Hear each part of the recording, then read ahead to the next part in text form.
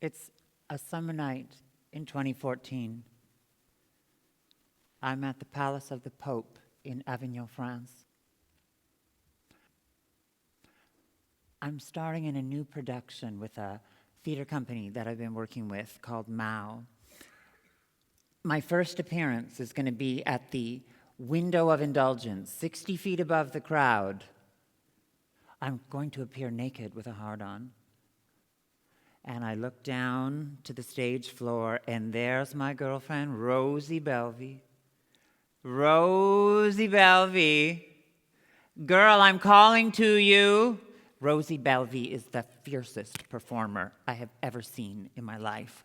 She's like a computer-generated fractal live on stage.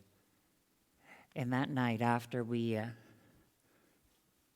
retired from the performance back to our house that we were sharing, I said, "How do you do it? How do you do that, girl?" Because I have never in my entire life seen someone who can go from such ferocity and such anger on stage. Like it's furious. Where does that come from?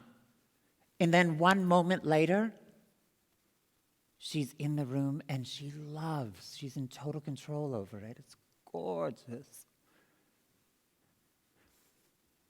She'd had a few drinks. She said, "I think," because Rosie's a Maori woman from New Zealand.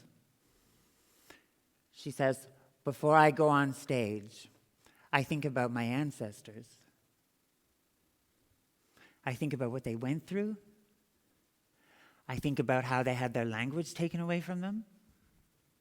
I think about how they had their land taken away from them. Everything they went through, everything they were locked out of, everything that was done to them, and through a weird happenstance of colonialism or whatever, that those things that didn't even have to be done with them that took their power away." It makes me so angry because Rosie does a song dance thing called kapahaka.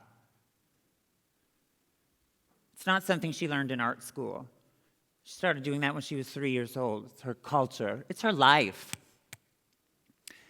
And she said to me, "Aren't you angry? Like, aren't you angry about the things that have been done to trans women? Because you don't seem angry to me."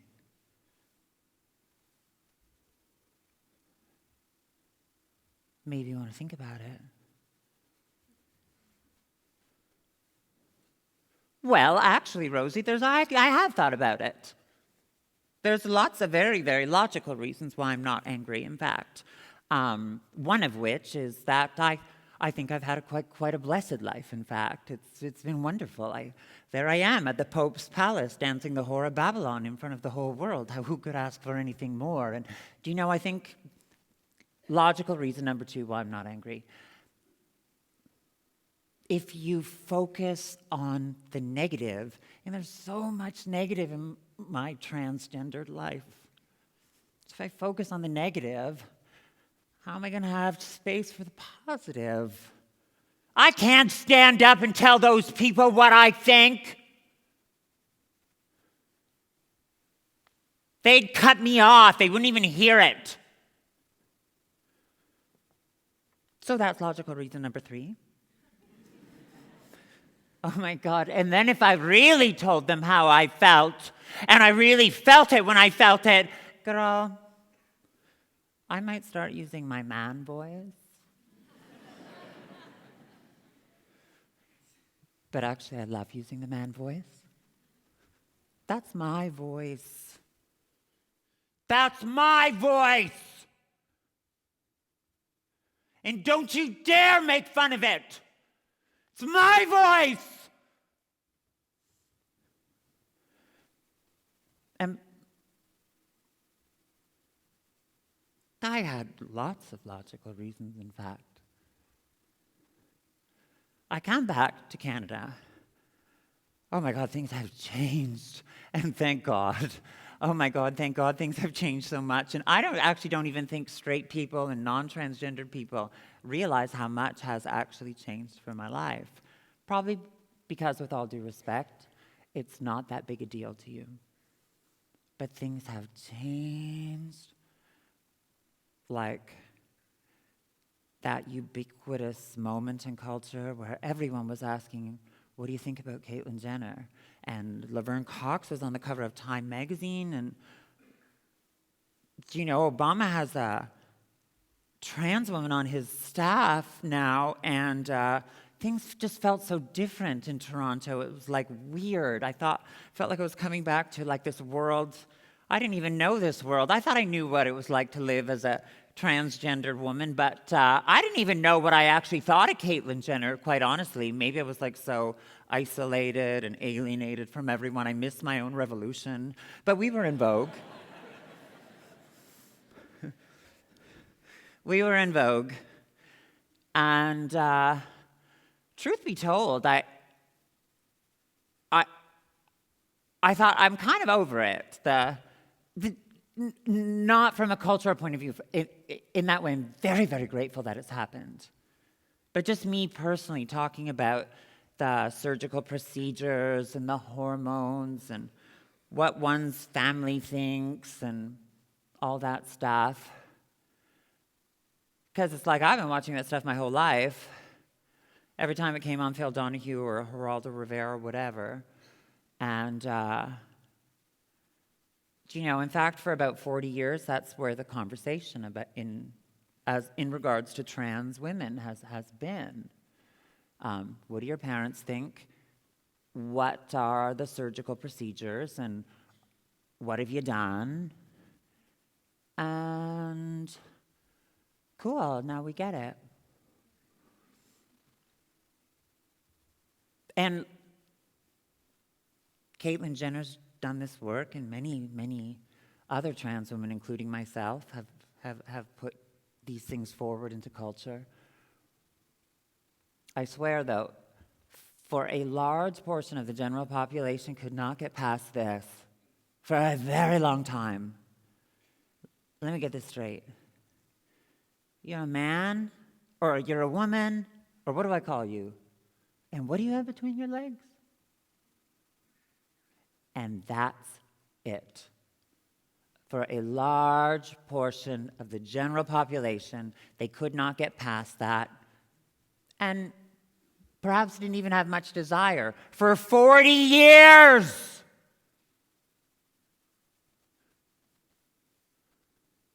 So, yeah, I guess I better think about that. Why am I not angry?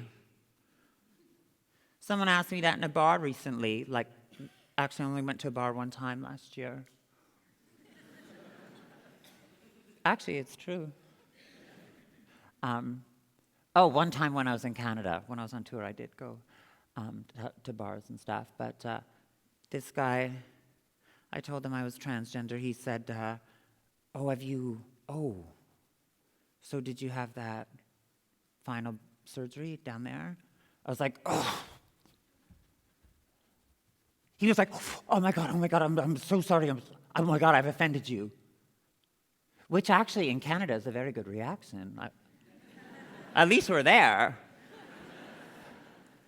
But it's not a good reaction because my response to that is, you didn't offend me. I'm bored. I started transitioning in 1998. Almost 20 years. Every time I meet a person, I gotta have that same conversation. It's boring. So now that we have this ubiquitous cultural moment, and by that I mean globally, like trans women have been witnessed, we've been seen. Some of the mystery of our exoticism has worn off, and I think that's a good thing. Although there's worse things than to be perceived as some kind of wild, exotic flower. But we've been seen as people. And so now we can begin to speak of trans politics for the first time.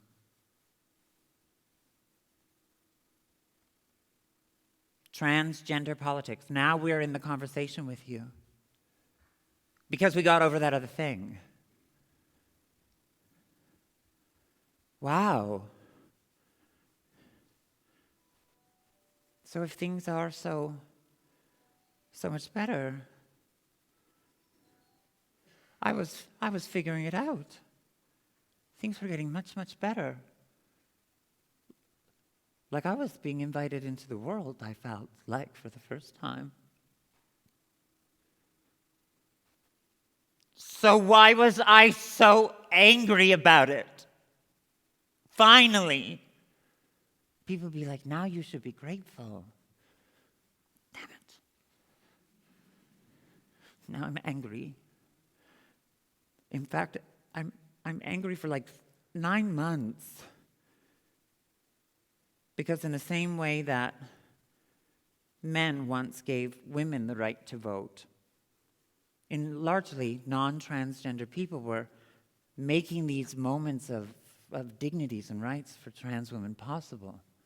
And I'm not talking about like something that exists in a charter that's legislated, that happens on Parliament Hill, although that's important too.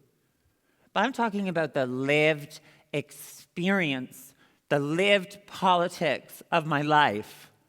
Not something bureaucratic. I'm talking about the right to go out during the day and not be humiliated and made fun of.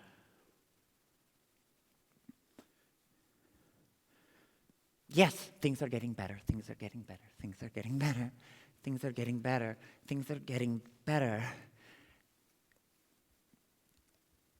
To walk out into the daylight for the first time, you know what, I didn't want to do it. I didn't want to stop doing that, actually.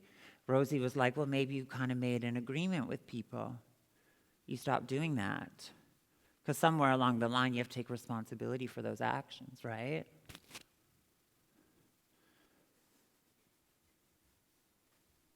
No, I didn't want to do that. That was beaten out of me. Over the years, I never felt that I was unworthy or a freak, or I felt subjected to all the looks that people gave me when I'd be like walking down the street. Oh my God, like the knee-jerk responses. First world problem, right? People looked at you and you were hurt.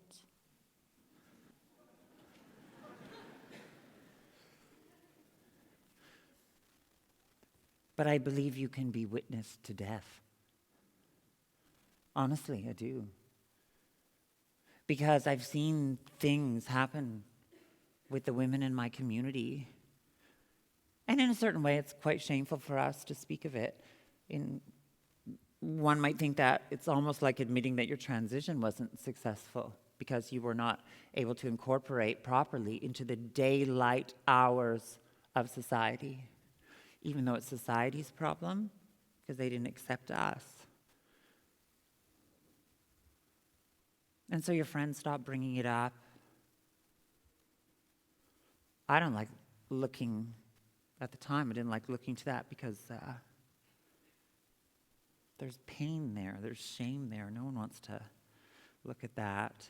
You create a kind of blind spot around it. People stop bringing it up, you stop thinking about it.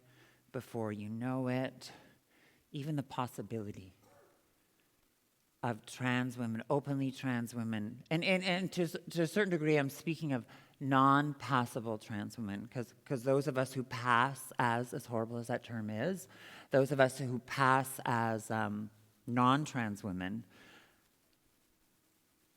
take on the privileges that you have. What privilege is? It's not a privilege if everyone has it. It's like, how do I explain this? I didn't even know that I had male privilege. I didn't know what male privilege was until I lost it. I didn't know. The absence of this thing that I used to have was when it was revealed to me. This kind of like, shit. Oh, damn. No. Where is this? Why aren't things making sense? I thought I understood the world, or I can't even. Where did my power go? Or how come I can't function? And I never thought that those colleagues or those friends would abandon me. And they did. They had their reasons. They had their rationalizations. So now, actually, I don't just want my rights back. I want all the privileges back, too. You might say, well, wouldn't it be great if people just treated you like a normal woman? I'll be like, no, actually. No. I want to go back to being treated like a non-transgendered male. That was awesome. It was much, much better. People respected me. People listened to me. I could have far-out ideas, and I was considered avant-garde and intelligent and insightful. Not like, oh, kooky idea, Nina. Like kooky idea, Nina, like I one time heard this black comedian say that if you call a black person the N-word, they pretty much have permission to like beat you up, beat the hell out of you. It don't matter what you did, how it went down. No one's going to have sympathy or empathy for you if you used the N-word, because black people have hundreds or perhaps thousands of years of a history and a heritage of slavery. I know so many trans women who refuse to leave the house during the day. Every time they're called a man, or is that a guy or a girl, they say it is a dagger in their heart, and because of that, they stop doing it. They're afraid of violence and humiliation, and we have to admit that public humiliation is a far, far, far, far, far different thing than humiliation. You might say, oh, come on, just live your life, be cool, whatever, ignore those people, be fabulous, whatever. They can't. It's all around us. You do not see your privilege. Here I am today in the daylight, and in the spotlight. Thank you very much, Ted. And in stepping into the daylight and in the spotlight, I am here to speak the truth of my experience in the politics of my community. We have been erased from millennia of history. A heritage of slavery would be a step forward for us. Think about that the next time you call a trans woman a man. There's a line in a poem here and there over thousands of years of culture and history. Yes, the last 100 years of some fabulous, gorgeous, glorious women who stood out and made a mark on the world. Millennia! We've been erased. There is so much to talk about. Our conversation has only just begun. Ted, I'm sorry for going over time. Bring the lights down now. This conversation has just started. We were erased from history.